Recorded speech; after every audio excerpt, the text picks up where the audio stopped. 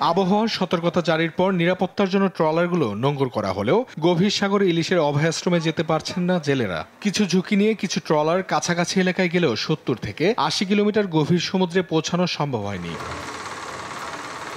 এরই মধ্যে মহেশখালী ও বাঁকখালী পয়েন্টে ডুবে গেছে ৩টি মাছ ধরার ট্রলার। ফলে মাছ ধরতে না পেরে বেকার হয়ে পড়েছেন ৬৫,০০০ নিবন্ধিত জেলেসহ লক্ষাধিক মানুষ।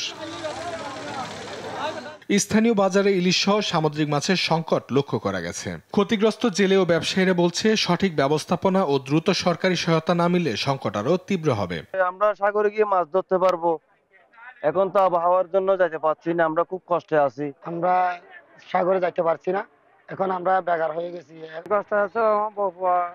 আমাদের অনেক কষ্ট হয়ে যায়। জেলেদের প্রস্তাবে ৬৫ দিনের পরিবর্তে ৫৮ দিনের নিষেধাজ্ঞা কার্যকর হলেও এই সময়সীমা নিয়ে দ্বিমত পোষণ করেছে মাছ ব্যবসায়ীরা। সরকারের কাছে আমাদের আবেদন হচ্ছে যে বন্ধটা যদি ২ মাস আরো আগে দিত এবং জেলেরা সুবিধা বুক করতে পারতো, আমরাও সুবিধা বুক করতে পারতাম। বন্ধটা ১ মাস আগে হওয়ার কারণে ব্যবসায়ীরা এবং জেলেরা, যারা ট্রলিং ফিশিংয়ের যারা মালিকরা আছেন, এরা সবাই এই বছরে সবাই ক্ষতিগ্রস্ত।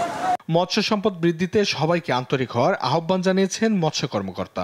বর্তমান সিচুয়েশনে তাদের প্রথমে নিরাপত্তার বিষয়টা বিবেচনা করতে হবে, যার কারণে তাদেরকে বৈরী আবহাওয়ার পরেই মাছ ধরতে যেতে হবে।